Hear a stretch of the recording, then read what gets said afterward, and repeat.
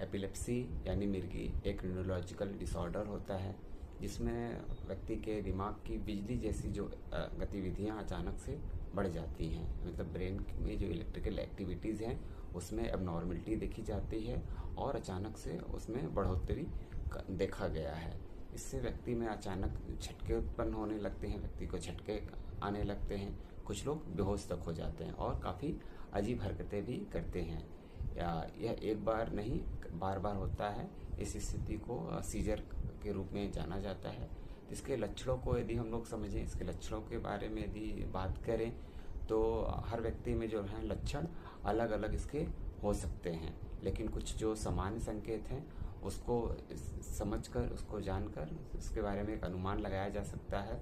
जैसे अचानक झटके आना, जिसको सीजर के रूप में जाना जाता है, बेहोश हो जाना या चेतना का खो जाना, आंखें जो होती हैं ऊपर की ओर घूम जाना, मुंह से झाग निकलना, शरीर में ऐंठन का होना, कुछ देर के लिए होश में न रहना, अजीब हरकतें और आवाज़ें निकालना, आवाज़ें करना, याददाश्त में कमी, ये जो लक्षण, ये संकेत हैं जो मिर्गी को दर्शाता है।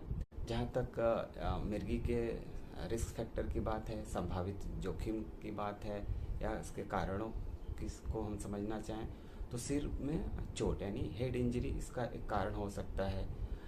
बच्चे में जन्म के समय में ऑक्सीजन की कमी, हाइपोक्सिया की स्थिति, ब्रेन ट्यूमर या स्ट्रोक का कंडीशन, ब्रेन में किसी प्रकार का इन्फेक्शन जैसे मेनिंजाइटिस, इंसेफ्लाइटिस जैसी स्थिति, और इसके कारण हो सकते हैं जो वंशानुगत कारण हैं। इसके अलावा जो हाई फीवर बच्चों में देखा जाता है, ईईजी यानी इलेक्ट्रोएन्सेफेलोग्राम के द्वारा दिमाग की जो इलेक्ट्रिकल गतिविधि को मापा जाता है, यानी इसके होने का पता लगाया जा सकता है। इसके इलाज की बात है, मिर्गी का इलाज संभव है और मरीज को एक समान जीवन दिया जा सकता है।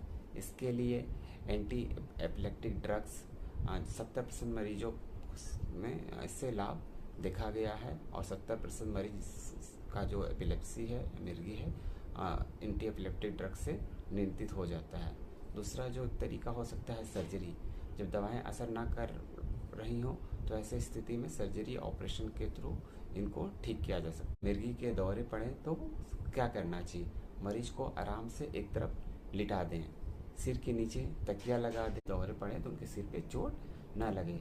स्विमिंग या ऊंचाई वाले जगह पर उन्हें अकेले न जाना दें, क्योंकि यदि ऐसी स्थिति में यदि उनको दौरा पड़ता है तो उनके लिए जीवन घातक हो सकता है।